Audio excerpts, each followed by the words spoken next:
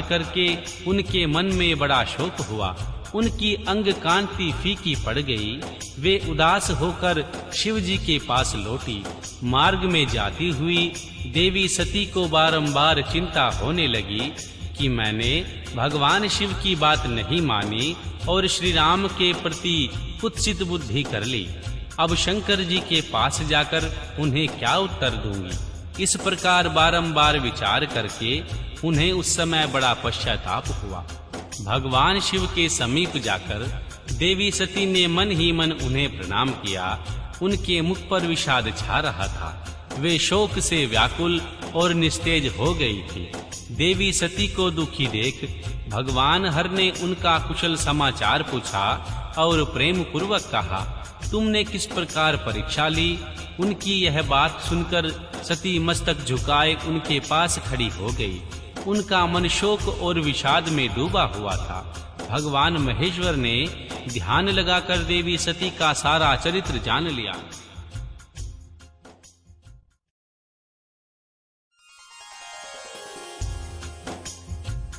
और उन्हें मन से त्याग दिया। वेद धर्म का प्रतिपालन करने वाले महेश्वर शिव ने अपनी पहले की हुई प्रतिज्ञा को नष्ट नहीं होने दिया। देवी सती का मन से त्याग करके अपने निवास भूत कैलाश पर्वत पर चले गए। मार्ग में महेश्वर और सती को सुनाते हुए आकाशवाणी बोली, परमेश्वर तुम धन्य हो और तुम्हारी यह प्रतिज्ञा भी धन्य है। तीनों लोकों में तुम्हारे जैसा महायोगी और महाप्रभु कोई दूसरा नहीं है। वह आकाशवाणी सुनकर देवी सती की कांति फीकी पड़ गई। उन्होंने भगवान शिव से पूछा, नाथ मेरे परमेश्वर, आप कौन सी प्रतिज्ञा की बात कर रहे हैं, बताइए। सती के इस प्रकार पूछने पर भी उनका हित चाहने वाले श्री प्रभु ने पहले अपने विवाह के विषय में भगवान विष्णु के सामने जो प्रतिज्ञा की थी उन्हें नहीं बताया। मुने, उस समय सती ने अपने प्राण वल्लभ पति भगवान शिव का ध्यान करके उस समस्त कारण को जान ली जिससे उनके मन में प्रियतम ने उन्हें त्याग दिया। श्री शंभु ने मेरा त्याग कर दिया है। इस बात को जानकर दक्ष कन्या सती शीघ्र ही अत्यंत शोक में डूब गई और बारंबार सिसकने लगी। सती के मनोभाव को जानकर भगवान शिव ने उनके लिए जो प्रतिज्ञा की थी उसे गुप्त ही रखा और वे दूसरी बहुत सी कथाएं कहने लगे।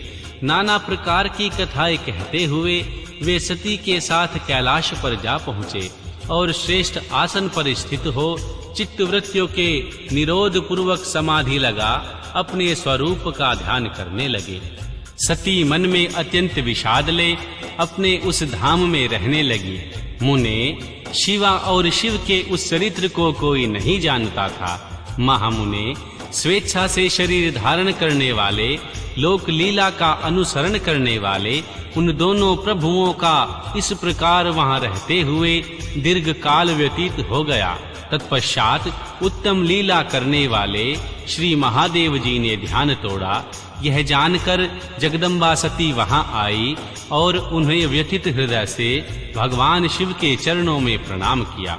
उदार चेता श्री शंभु ने उन्हें सामने बैठाने के लिए आसन दिया और बड़े प्रेम से बहुत सी मनोरम कथाएं कही।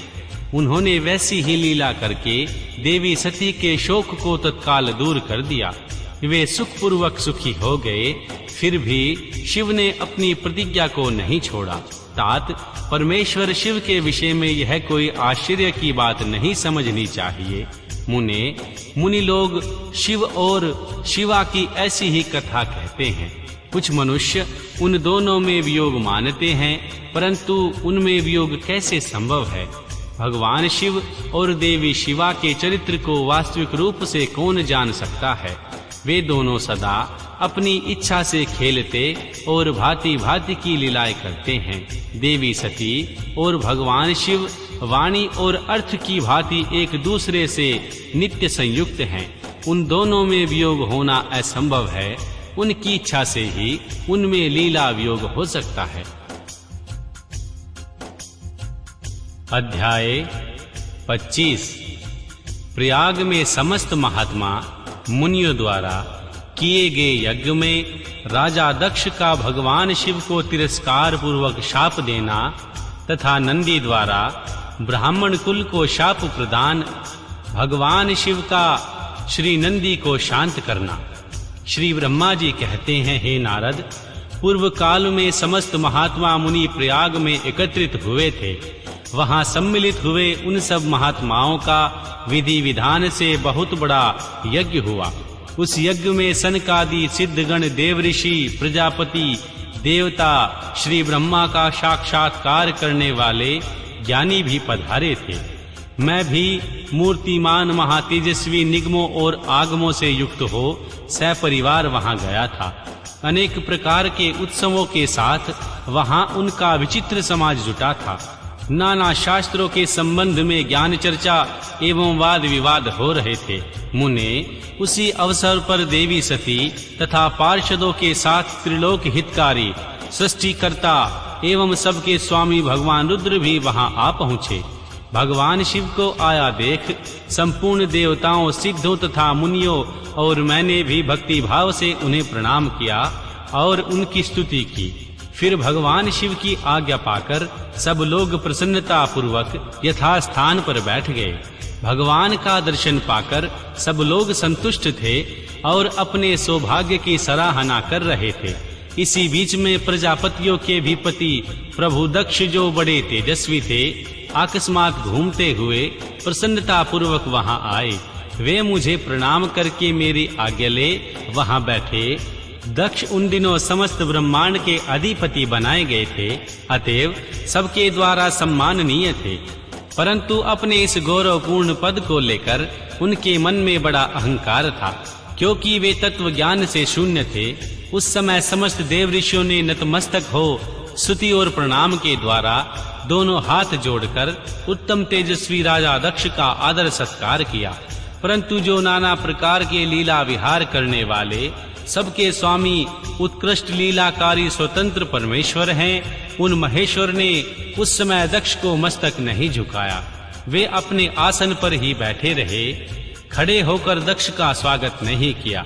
महादेव जी को वहां मस्तक झुकाते ना देख मेरे पुत्र प्रजापति दक्ष को मन ही मन बड़ा क्रोध आया और वे बहुत अप्रसन्न हुए। उन्हें रुद्र पर सहसा क्रोध आया।